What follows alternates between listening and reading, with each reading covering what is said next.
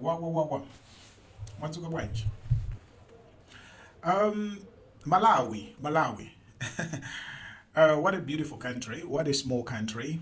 Um, I am a proud Malawian. Okay? And sindimachita manyazi kunena kuti ndine Malawi.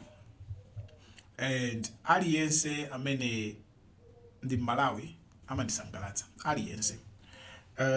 In our diversity, mukusiyana kwathu pa mitundu, ma tribes, zilankhulo, ma customs, ma traditions, zonsezi ndi zimene zimapangitsa Malawi kukhala Malawi.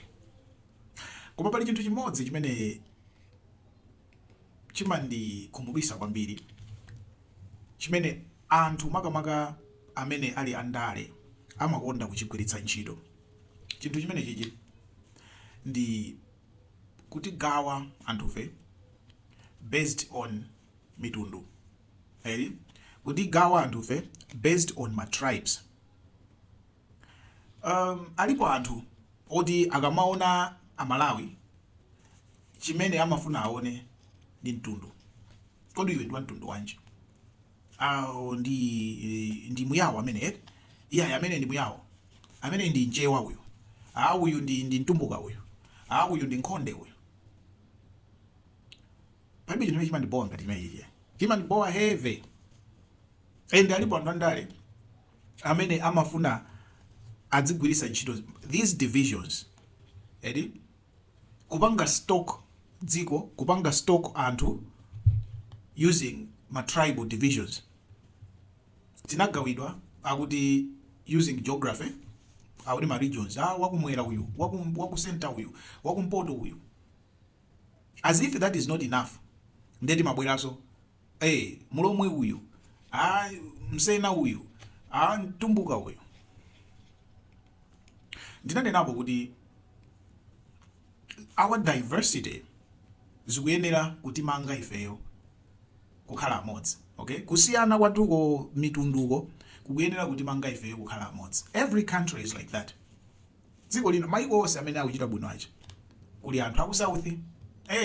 Ku America kujako kuli south, people from the south, Americans from the south, the southern Americans, and they are proud being ma southerners. Kuli ma northern American, kuli ma western American, kuli alipo. Right? You come to China, you find anthu different 56 tribes in China. And there is one predominant, one majority tribe. Yomwe ibabanga exist. And now they are called minority tribes. And as a country, anabanga harmonize. Anthu amene ali minority tribes aja, they are encouraged. Mwachitsanzo ku China, nthawi yomwe ankapanga za one child policies ichi. Ananena kuti izizi malamulo oti anthu azibereka mwana mmodzi izi. Anthu amene ali minority tribes, ma tribes amene ali ang'ono zisakhuze. Ma tribes amene ali ang'ono atha kumabereka ana atatu. Koma awawa amene tilipo ambiriwa, majority yo tose mwana mmodzi. China tunapanga zimenezo. Some people don't know. Even in my universities kuli quota system. Quota system yawo ya ku China mapanga yani. Kuti iwe ulowe ku university, let's say average score yako ikenera kukhala 500.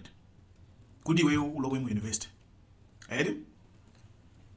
Amene akuchokera ma minority tribes aja amatsitsira. Average score yawo imatha kukhala 400. It's okay.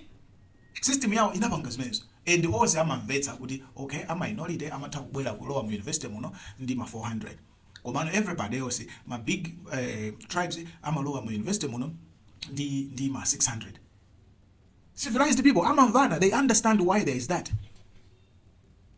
Okay? Andi malamulo nditu akakwatirana a minority okaoka. Iwe minority tribe, uyuso minority tribe mukakwatirana. Mutha kubereka ana no limit. Zinthu ngati zimenezo they understand anthu aja nkumamvana. So ku Malawi alipo anthu andale amene nthawi zonse they want to use ma tribes kutigawa. And anthu feyo we are so stupid timavomera zimenezi. And amabwera kumakuuzani kuti they believe kuti Malawi ndi wa achewa alomwe ndi atumbuka. That's what they believe. Kuti Malawi ndi achewa, alomwe, atumbuka. Ndi amauzana pele popo kumachulana. Atumbuka inuyo ndinu akuti akuti. Achewa inuyo ndinu akuti akuti. Alomwe inuyo ndinu akuti akuti. Malawi ali ndi tribes ambirimbiri. There are some of us who are not Lomwes, who are not Chewas, who are not Tumbukas. Okay? Some people even say, ndaonapo anthu opanga ma video akumanena kuti dziko la Malawi kuchipanda atumbuka, dziko la Malawi atumbuka onse atangoti asiye kugwira ntchito, basi dziko la Malawi ligwa. Dziko la Malawi limayendesedwa ndi achewa, kungoti achewa asiye kupanga chenja dziko la Malawi ligwa. Why do you go to that extent? Isn't Tumbuka Malawian? Isn't Chewa Malawian? Isn't Lomwe Malawian? Isn't Yao Malawian? What about Sena? What about Manganja? What about Nkonde? What about Ngoni? What about all these other smaller groupings za Malawi? What about them?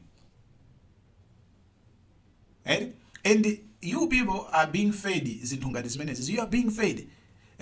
And you believe, they believe they are very persecuted. What kind of persecution happens in Malawi? We now coming to convince you that your tribe is very persecuted. How? What kind of persecution are you talking about? Mugamba zanda musu. Mugamba zanda musu kuti he promoted Chichewa language kuti chikhale national language. Is that the problem we are talking about? Eventually, we are supposed to have one national language. National language imaenda kukhala imodzi. Ina yake yoti tose tizigwiritsa ntchito as a dziko. If it's not Chewa, inayokhala ina yake ikhala Tumbuka, ikhala Yao, ikhala Lomwe, we're supposed to have one language ina yake bebasi. So why think kuti chifukwa choti they promoted Chichewa, then we nali ese basi?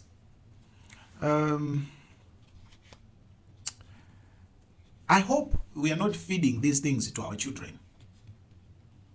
Okay? I hope we are not feeding these things to our children. I hope we are not sitikudzala mbewu zoyipa ngati zimene za tribalism in our children. I hope there is an initiative, there is a national initiative, awareness. We are different tribes and we are Malawi and we are beautiful together. And we need to live together. And we need to celebrate our diversity. I support when tribes have cultural festivals. Lomwe, you call what that the Ngonizi, the Yaozi, you have this, it's okay. Accept it and look at them. I want you to understand this. There is power in diversity. Okay? Don't entertain my politicians our ethnic differences. There is power in ethnicity. Malawi is one flag. In that flag, there are all the tribes of Malawi. Okay? Every tribe nditi ma characteristics ku China kunogo alipo ma tribes anthu amene amadzwika kuti awawa izizi za skulu awawa za management izi zoyendetsa zinthuzi amatha kwambiri alipo China kunogo. They know maskulu aja akafuna kusankha ma principal, ma headmaster, majali ambiri amachuluka ochokera region ina yake chifukwa amene kwa iwo amapanga stress education kwambiri ku China kunogo. There are also and region ena a business very good at business. Aliyese mwajira kudziwa kuti if you go kwakuti anthu amene kumonga business basi ndipo business amaita and ndamene akupanga makampani akulu ku China kunoko ma brand akulu amene anthu timagwiritsa ntchito ma Chinese brands they are made by anthu region ena ma China ambiri amene akubwera ku Africa aja mukafusa amene where they are coming from. They are coming from certain regions. They know these things and all these things make them stronger. Our business was banga zao. Our school one amena kupanga ma innovation, ma science, janjani. They are working together in their diversity. Sizo mandi awaka nakala kuti kulibeko dziko linde kuti akupanga ndawa. Dziko linde madalira awawa amakuti no. Kuli alimi amena walimira mpunga wawo manudo zao makala ndi chakudya chokwanira. All that is important. Everybody is important. Amalawi ndaliye ndiphunzire zimenezi. Ziko mwambe.